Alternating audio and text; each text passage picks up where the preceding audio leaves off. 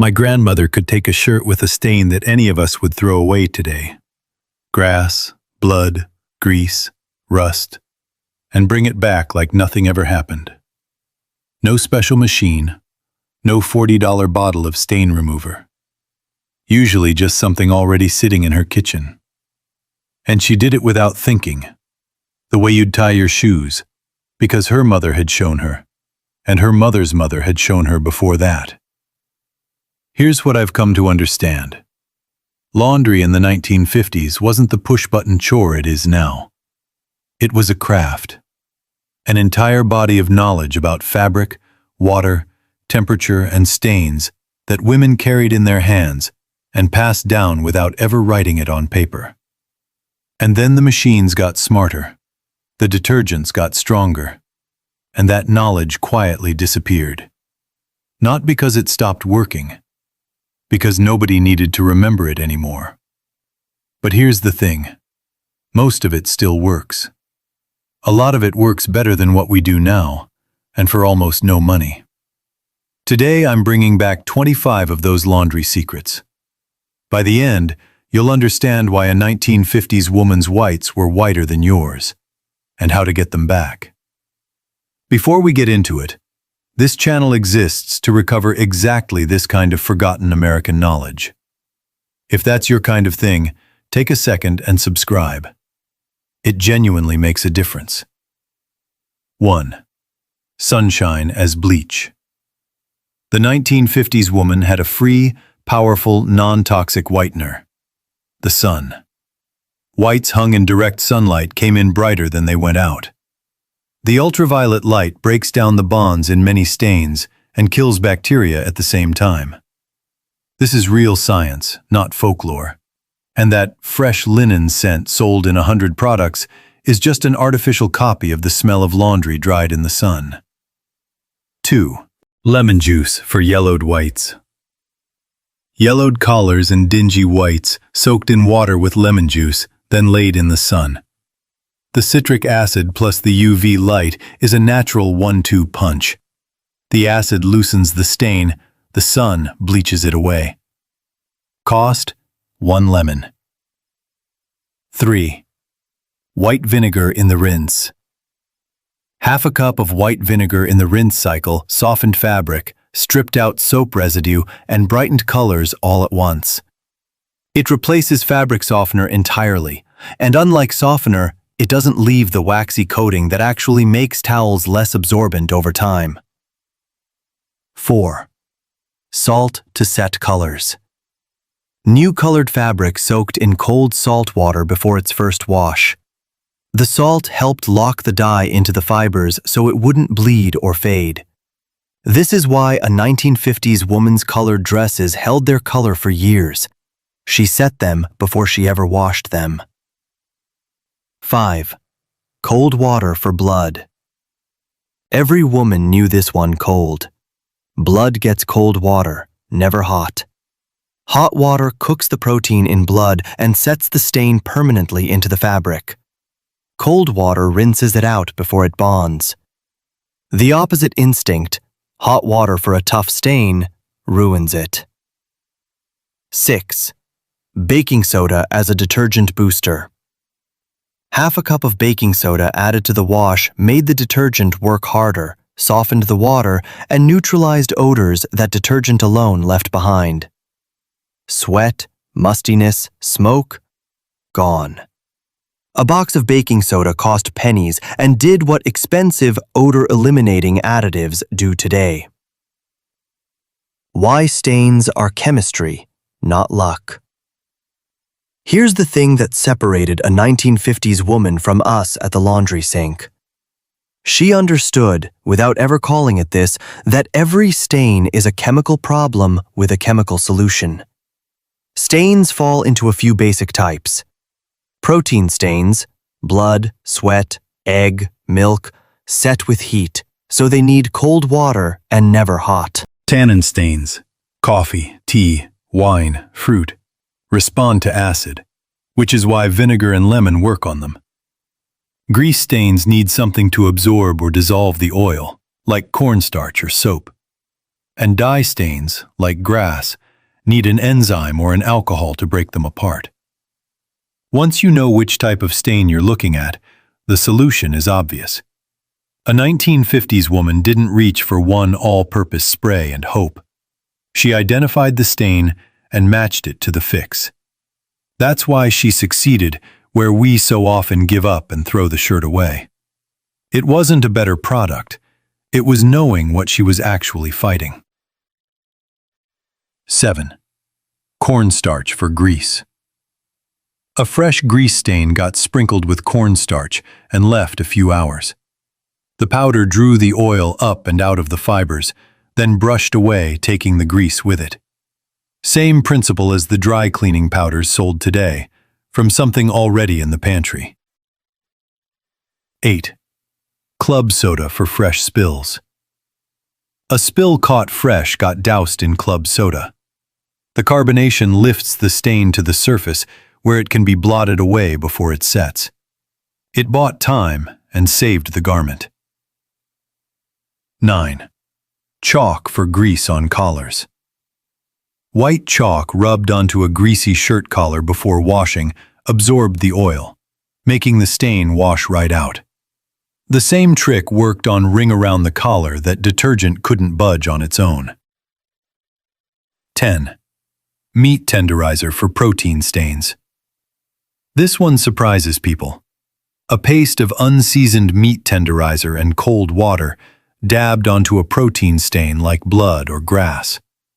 The enzymes that break down meat also break down the proteins holding the stain in the fabric.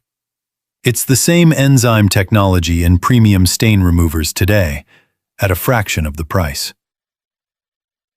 11. Borax for the whole wash. Borax boosted the soap, softened hard water, and brightened both whites and colors. Half a cup in the wash did the work of several specialized additives. It's still sold, still cheap, still exactly as effective as it was 70 years ago. 12. The bluing secret. This is the real secret behind 1950s whites that almost glowed. A tiny amount of laundry bluing, a blue pigment, added to the rinse. White fabric naturally yellows with age, and yellow's opposite on the color wheel is blue. A trace of blue cancels the yellow, and the eye reads the fabric as brilliantly white. It's an optical trick, and it's exactly what the optical brighteners in modern detergents do. Except bluing did it for pennies, and you controlled the amount. 13. Ironing while damp. Clothes were ironed slightly damp, never bone dry. The residual moisture turned to steam under the iron, releasing wrinkles that a dry iron would just press in permanently. A woman who let her laundry dry completely before ironing was making the job twice as hard. Laundry day. I keep coming back to the fact that laundry used to have a day. Monday was laundry day across most of America, so consistent that you could practically set a calendar by the sheets on the lines in any neighborhood.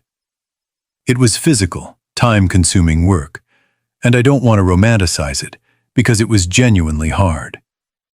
Ringers, washboards in the early part of the era, hauling water, hanging everything by hand. But there's something I notice in the old accounts. Laundry day was also social.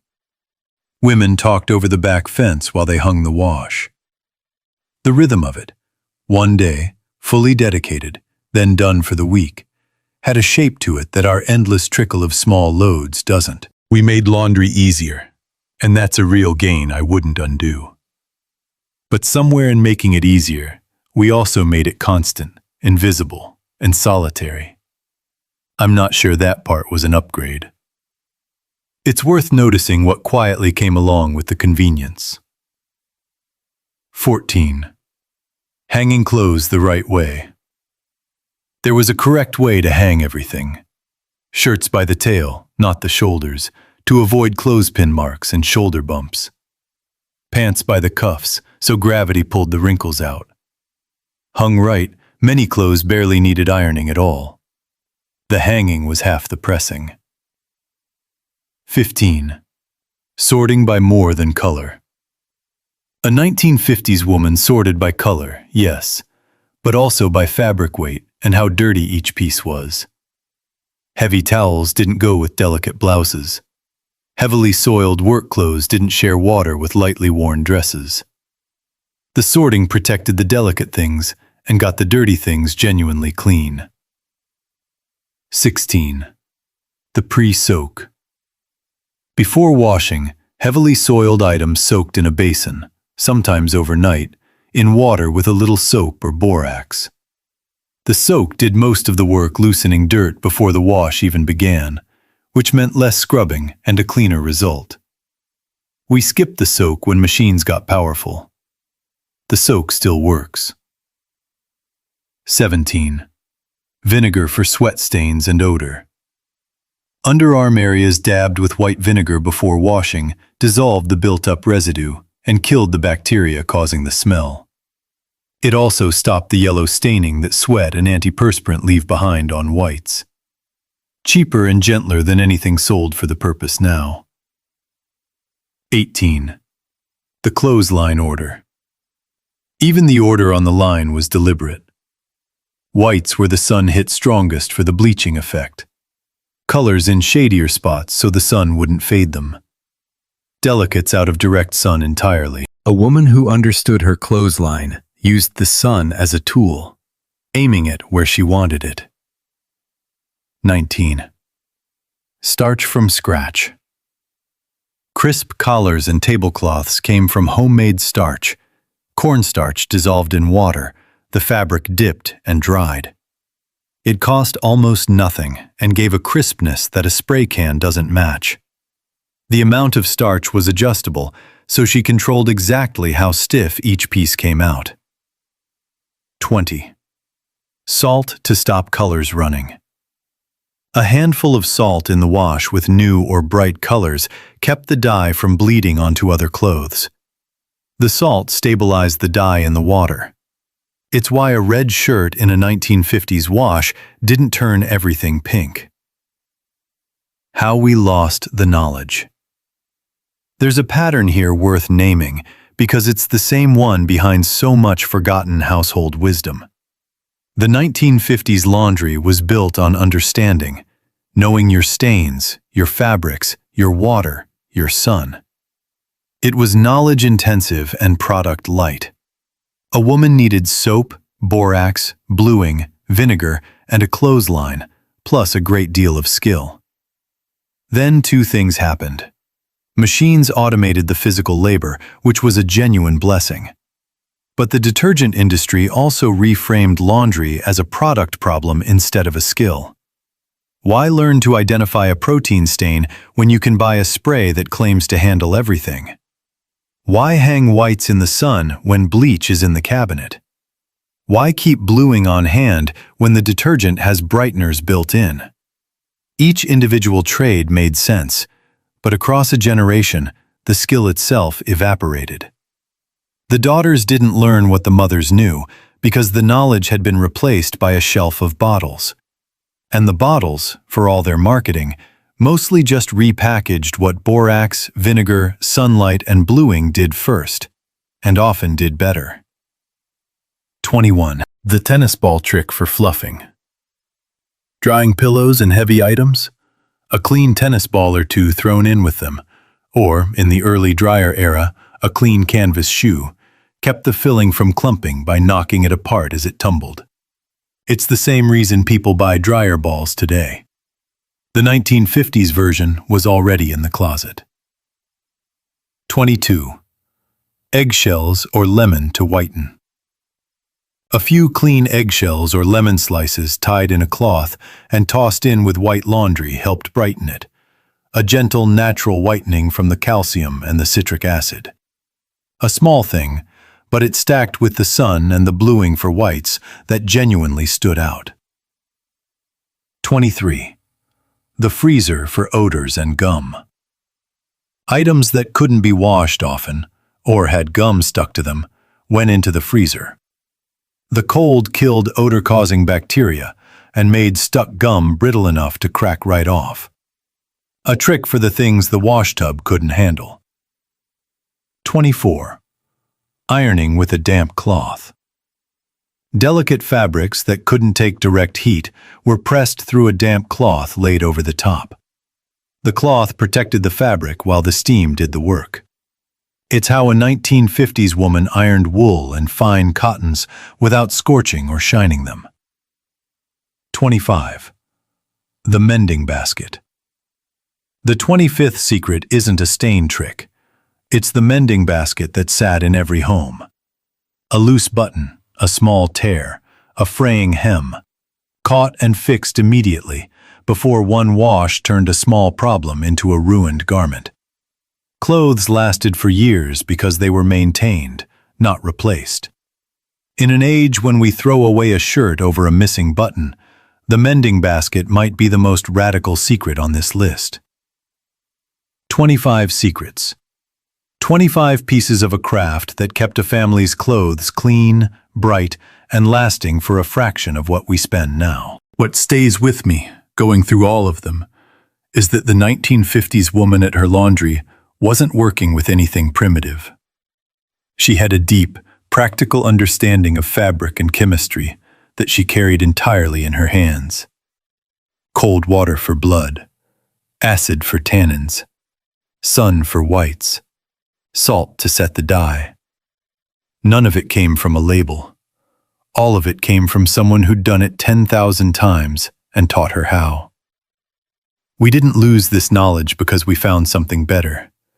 We lost it because the work got automated and the skill stopped being passed down. But the sun still bleaches. The vinegar still softens. The cold water still saves the shirt. It all still works. We just stopped knowing. So here it is, written down. Take what fits your life and use it. Your grandmother would be glad someone finally kept it from disappearing. If your mother or grandmother had a laundry trick I didn't mention, and I'm certain many of you do, please put it in the comments. This knowledge only survives when people share it, and there are women watching who genuinely use what you remember. And if this was worth your time, a like is the single most helpful thing you can do. It tells me this kind of recovered knowledge is worth bringing back.